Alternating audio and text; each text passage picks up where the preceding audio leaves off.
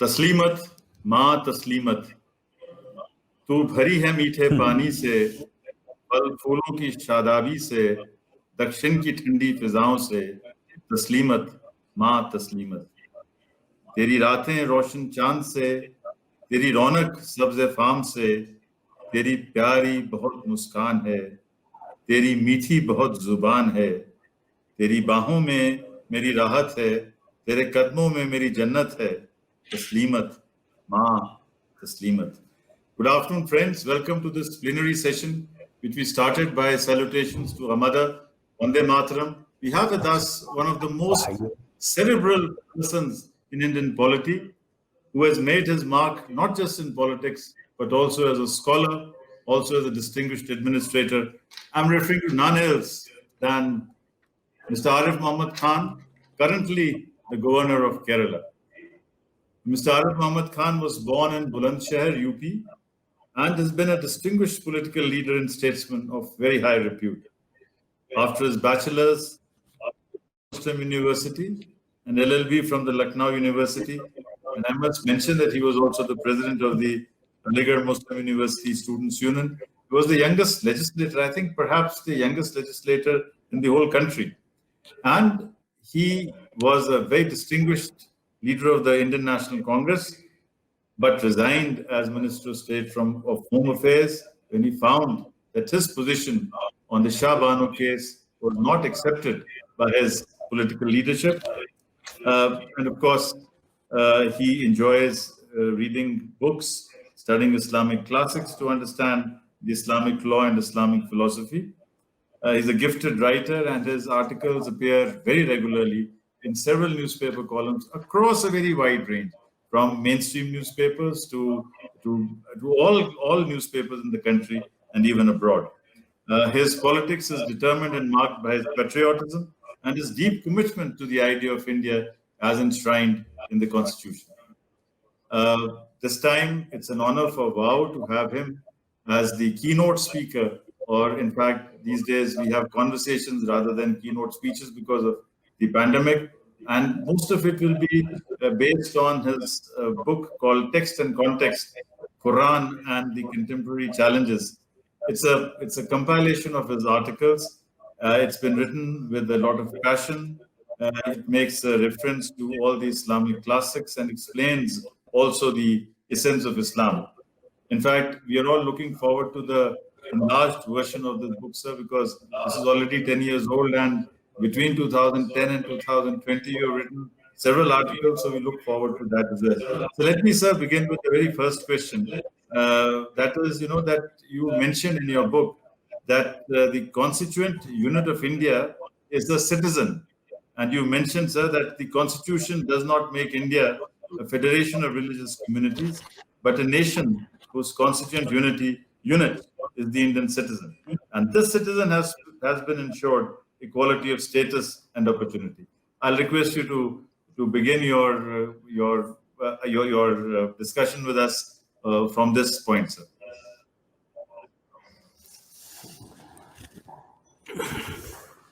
Sanjeevji, first I would like to express my deep gratitude, not only for this invitation and opportunity which you have given me to interact with your young trainees, but also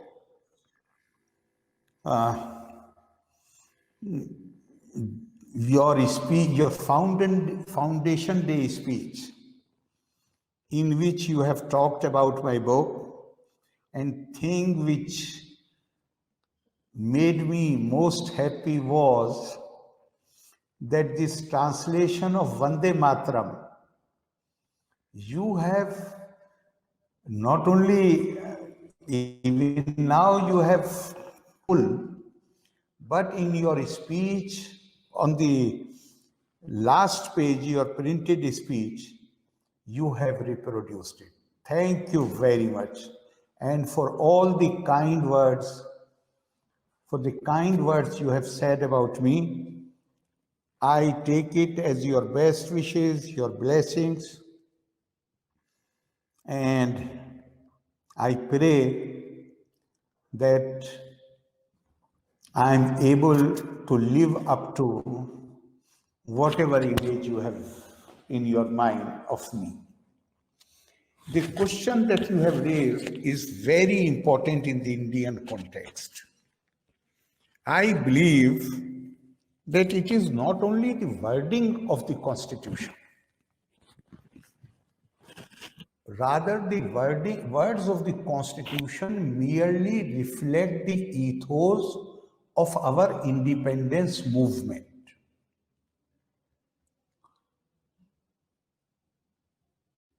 For more than almost for 200 years, we were repeatedly told that India is not a nation. India is a conglomeration of various religious and social communities.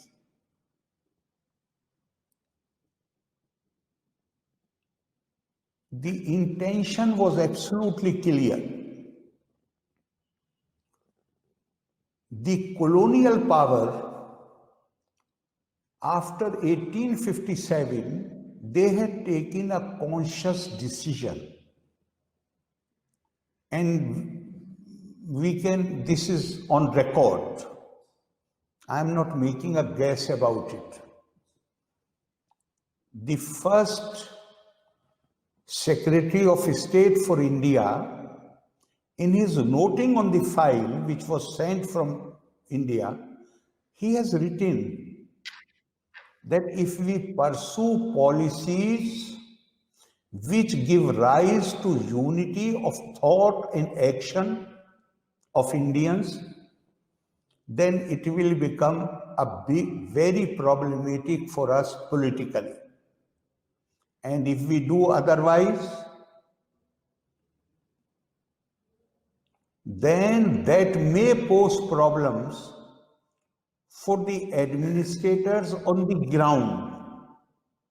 But on balance, taking everything into consideration, it is much better to pursue a policy which heightens the feeling of disunity, being separate, enhances the community consciousness.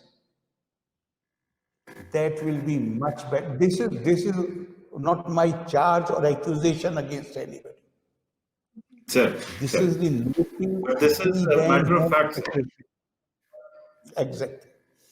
And now, as a result of those policies, I shall not go into detail because that will take a lot of time.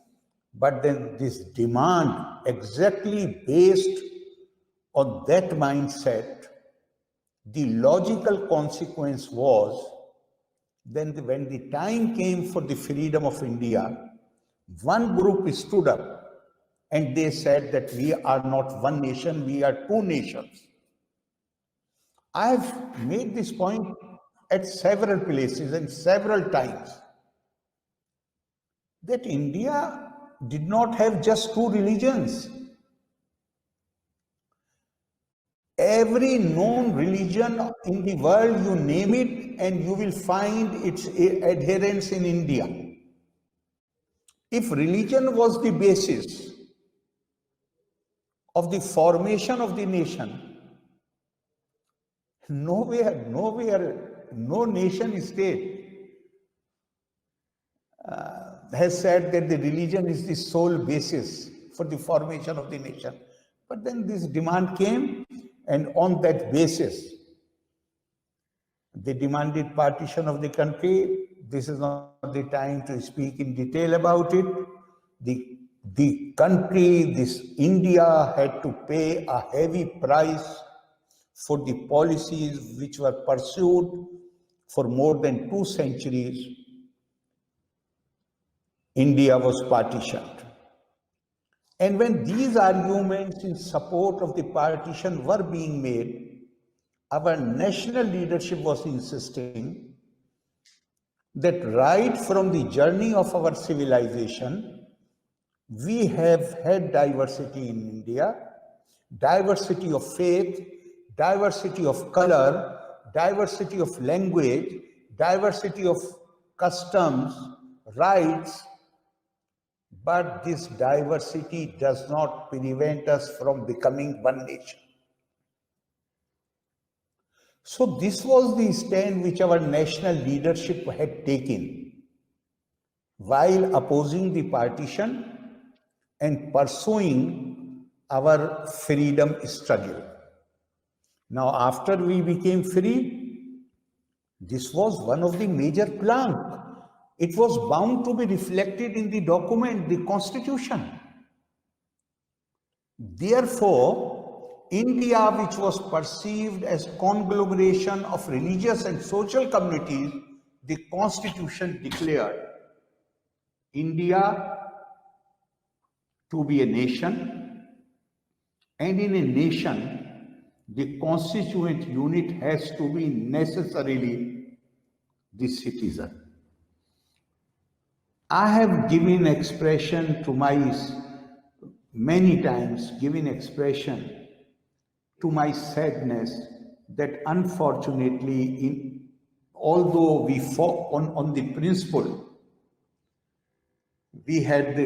we struggled, but unfortunately, after India became free, we changed the law, we brought a new constitution, but it is very difficult to throw off the yoke of habits. So, citizen, I'm not saying totally, but mostly in our political discourse, we have been talking more about communities, more about groups than individual citizens. And I would say that there were people who realized this, and now increasingly with increased literacy, increased awareness, increased sense of nationalism and patriotism, people have started realizing that the Constitution speaks about the brotherhood of the individuals. It does not speak about simply communal harmony or peace, interfaith peace. It talks about the dignity of the individual. It ensures the basic rights are ensured, even the right to religion, freedom of conscience. Article 25 gives him freedom of conscience. Practice whatever he believes in. State has nothing to do, no right to impose a single version, even on any group of people. When India declared at the beginning of its very civilization, Ekam Sad Vipra Bahuda, all people cannot be confined to a single interpretation of the truth, of the reality. Rather, it recognizes the individual's right to approach his creator if he or she believes in a creator. If does not believe, then to pursue his own search of the truth in a manner which suits one's own genius. India has never accepted the view that his court will be suitable for everybody. Each and every person's freedom has been recognized. This is not a recent phenomenon that in 1950s we adopted the Constitution. This. No, ancient Indian civilizational principles recognize individual rights and freedoms. And that, I believe, was reflected in our freedom movement. I think that will greatly help the Indians to forge the unity, national unity. In fact, sir, I think you're absolutely on the dot, sir. And I think the way the Britishers distorted our history, especially, in fact, you have also mentioned that James Stuart Mill was the first person who sort of made Indian history into Muslim period and Hindu period, not even recognizing the fact that at various points of time, that even at any point of time, there were regional powers in which all the religions were being represented. So this is certainly a problem that I think we have not really devoted enough time or adequate time, even in independent India, to look back at the different materials of history and try to cull out what should have been culled out from our own history, sir. But thank you very much for your views. And another quotation which I'll like again to share with my readers, which you mentioned recently in Sunday Guardian, and it's a wonderful quote which Governor Arif Muhammad Khan Saab says. He writes that we changed our laws but refused to change our political methods. Political parties in their vote-grabbing exercise have violated both the letter and the spirit of the Constitution. They do not try to win the support of the citizen, but concentrate on communities and castes to transform them into constituencies, which in turn aggravates communal and caste differences. So in a way, we are not being able to get out of the trope in which the Britishers had placed us. And I think, as you have said, sir, it's high time in the 7th decade of our independence, we should be talking about a new India, and a new India in which every individual, citizen plays a very important role in the making of the new Bharat. Well, I agree with you, and I think the new educational scene and literacy and urbanization, both these factors are playing a major role in creating more awareness of constitutional principles and constitutional morality. Large number of people since independence have moved to urban areas for many reasons, mostly employment, and not just employment or shifting to the urban areas, even they are becoming more aware of the rights which Constitution gives them. So the movement towards realizing these constitutional goals and constitutional morality,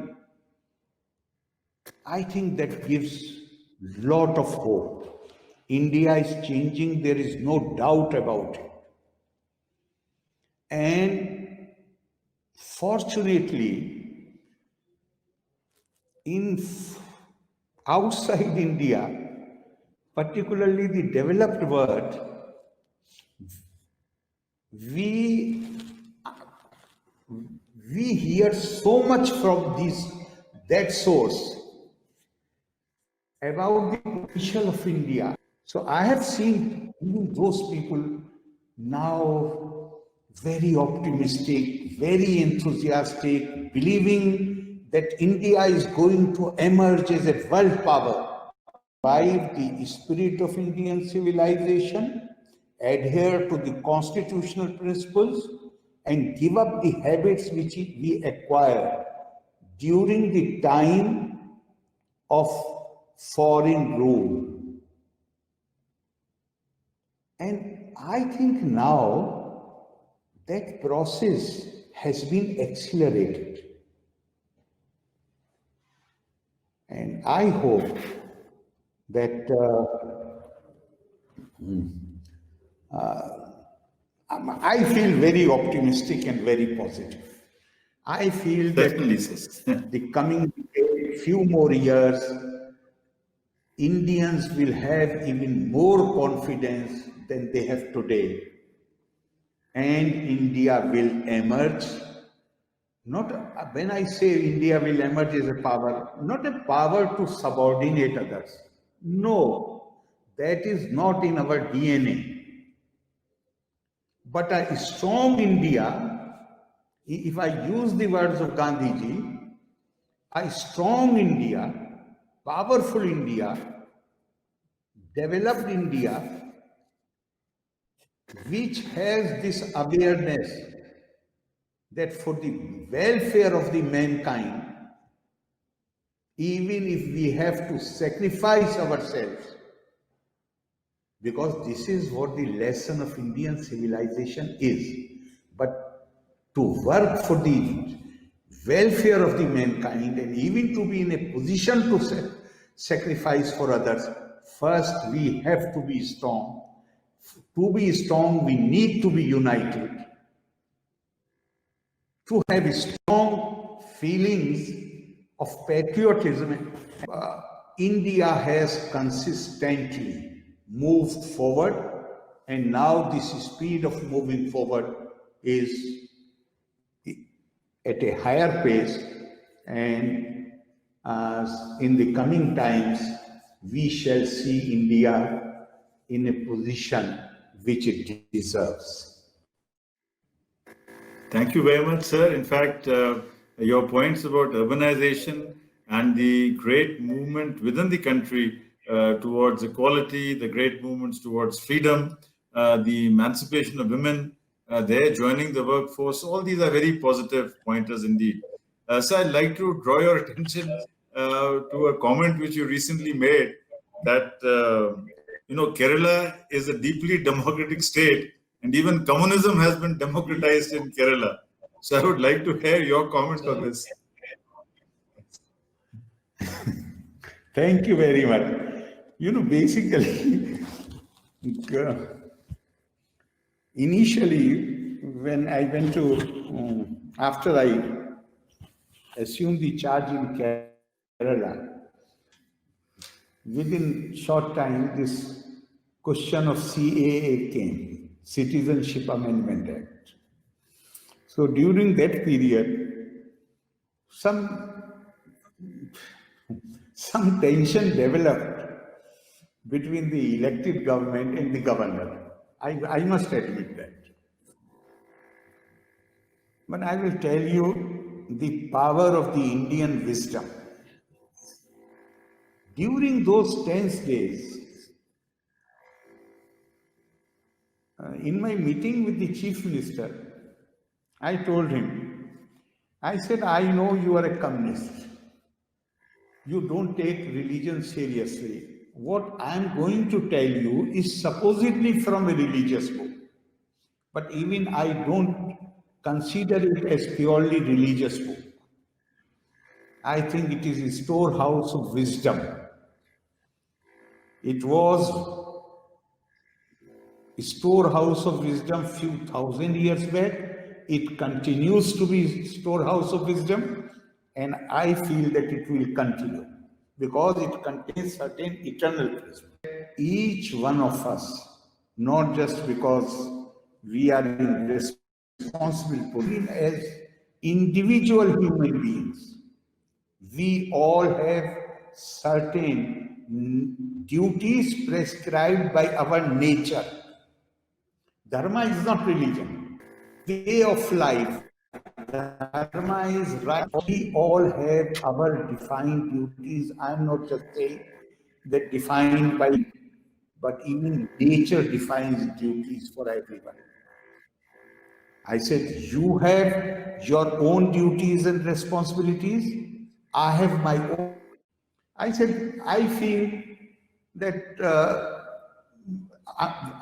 citizenship is a subject which falls purely in the central list. But you have certain other concerns also. I respect that. But my respect for your concerns does not mean that I point out where I feel that government is transgressing its constitutional limits.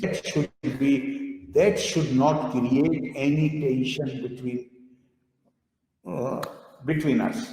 And I must tell you, I must say that it worked like magic. This is what Indian wisdom told us few thousand years back. And from that day onward, there is absolutely no tension, totally cordial relations, total confidence. So India, I very strongly believe that Indian civilizational principles or eternal values, they are time-tested values. They have worked in different periods. They are as relevant today or will be relevant tomorrow as they were yesterday. Somewhere I feel that during the period of foreign rule, somewhere we developed a complex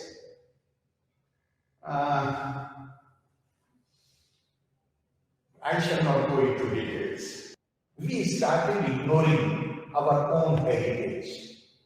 And I am convinced that many of the problems on the social front, on the religious front, we are confronted with these problems because we try to find solution outside the Indian paradigm.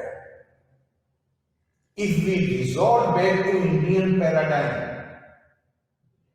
ancient Indian wisdom, then 99% of our problems will disappear into thin air.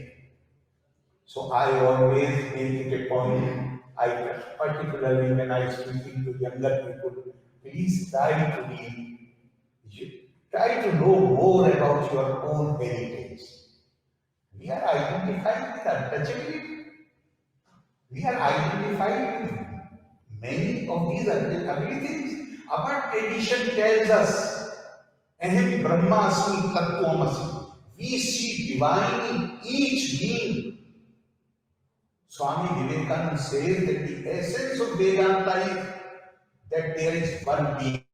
The truth is explaining that see God in every being by respecting every being, by helping them to meet their necessities, their needs, and have same-sightedness for everybody.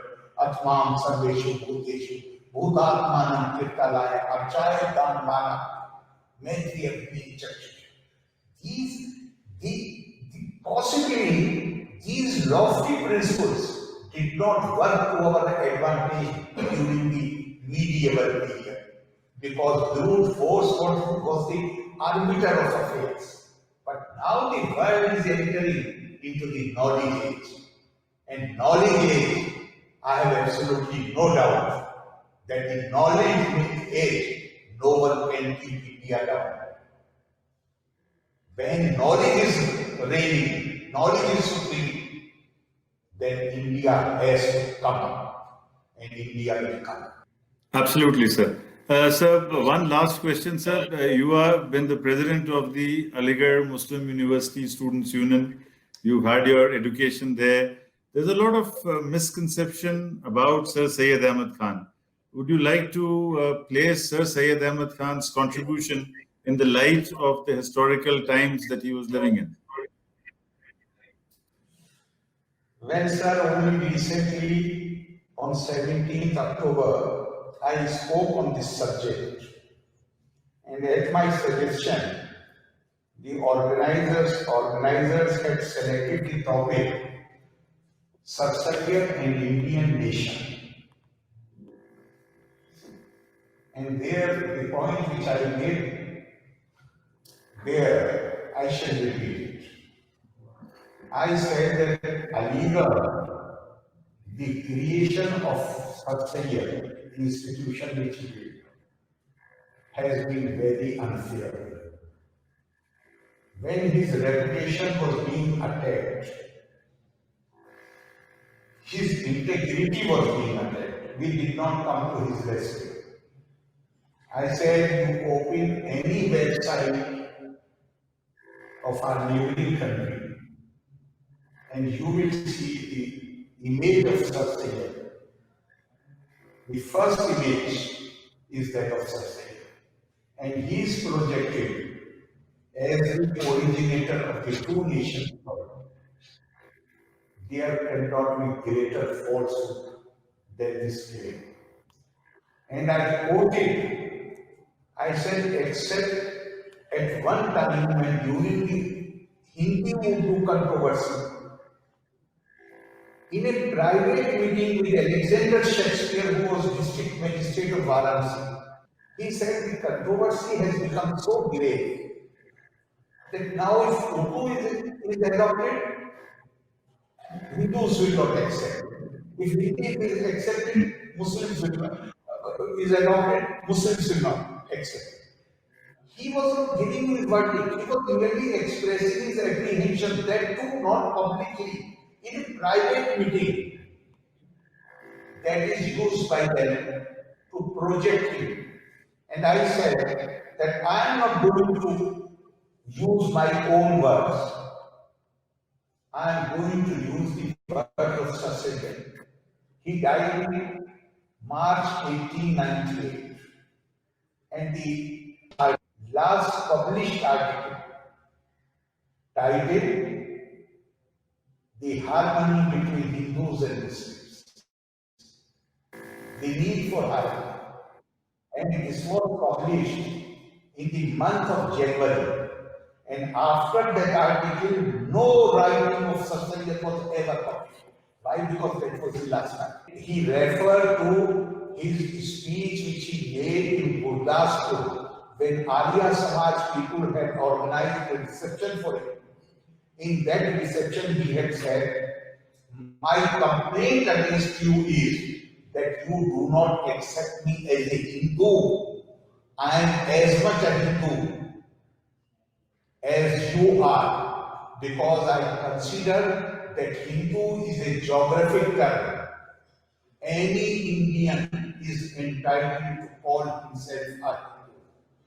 I have quoted these words of Sir Syed even earlier many times. But last meeting, I read the whole article, and then he says he has written in Urdu. So when, if you permit me, I will use his own words and then translate. He said, हम तो हमेशा से ये मानते हैं, हम तो हमेशा से ये Sir Syed कह रहे हैं, हम तो हमेशा से ये मानते हैं कि अगर गाय की कुर्बानी बंद करने से हिंदू मुसलमानों के बीच में अच्छे रिश्ते बन जाए, आज छोड़ देना, हम हमेशा से मानते हैं। तुम बरेली के मुसलमानों ने इस बार फैसला किया है, हम उनकी तारीफ करते हैं। Then he writes two paras about the Hindus of Gandhi, which is now in Dhaka. And he says that I have received this news. This is a village in Bengal where the Muslims are very poor, and Hindus of this village, they have formed a committee. These poor Muslims cannot mobilize funds for the mosque which they are constructing.